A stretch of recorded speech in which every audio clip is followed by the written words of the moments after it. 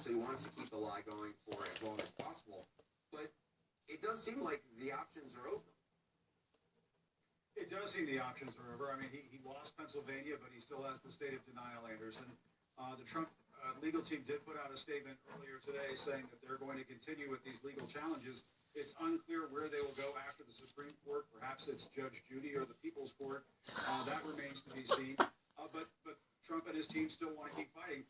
Privately, though, they know it's over. And I talked to a Trump advisor earlier this evening who said this was totally predictable. They knew that this was going to happen.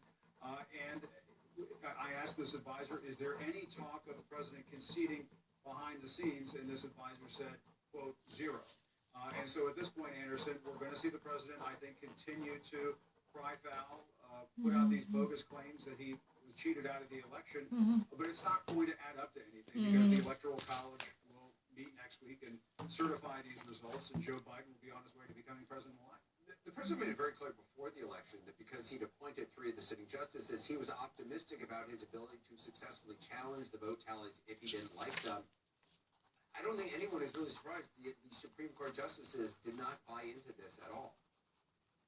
Right, and this advisor that I spoke with earlier this evening said they didn't think it was going to happen. And the advisor went on to say, candidly, Anderson, that Trump tested our system, that this was a stress test for the American electoral system, and that the system held strong.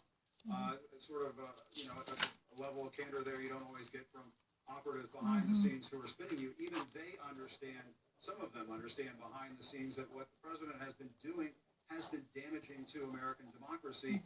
And yes, the president thought he was going to get some sort of quid pro quo, to resurrect a phrase from a year ago, that the president thought by putting justices on the Supreme Court like Amy Coney Barrett, that they would somehow rule in his favor. It's yet another, I think, example of how the president just does not understand how our system of government works, despite the fact that he's just weeks from leaving office. Yeah, Anderson, Jim Acosta, appreciate it. Thanks. We're joined now by the official who got fired by the president after calling this election the most secure. So let me actually, try to give a brief summary of what Jim Acosta said. So technically, there's no legal venues opened. This Supreme Court decision with a single line to reject any type of validity in Donald Trump's feud against the system is over, right?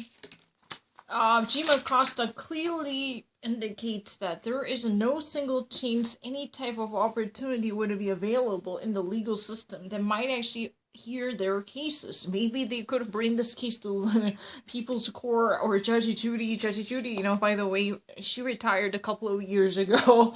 There must be a decent amount of People's Court to have an opportunity for President Donald Trump and his team. But his legal team officially still remains very firm. They never even actually wants to back down on this type of bogus argument. They never wants to release any statement acknowledging this blow. Nope. Jim Acosta just confirms that President's legal team wants to continue this, even after this very decisive defeat by the Supreme Court, because there was not much that was necessary. The one single line that completely succinctly encapsulates the validity of this rejection. That means there would be no necessary steps additionally taken to deny this hearing, because it just actually was not built upon a sound reasoning. That's really the reason the entire bench, without actually going through much of a discussion, just simply said no to this. That's really it. But earlier this evening, Jim Acosta had a chance to meet one of Donald Trump's advisors. But there was, a moment of a candor. This person recognized this effect and, tell the truth, this official, in the first place, expected this brutal defeat coming from the Supreme Court.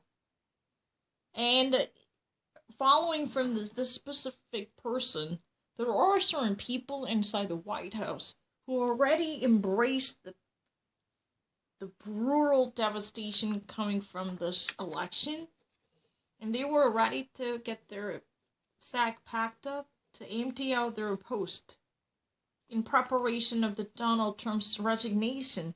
That would have come no sooner than later. So this system as a whole, I mean, this entire procedure is really predictable.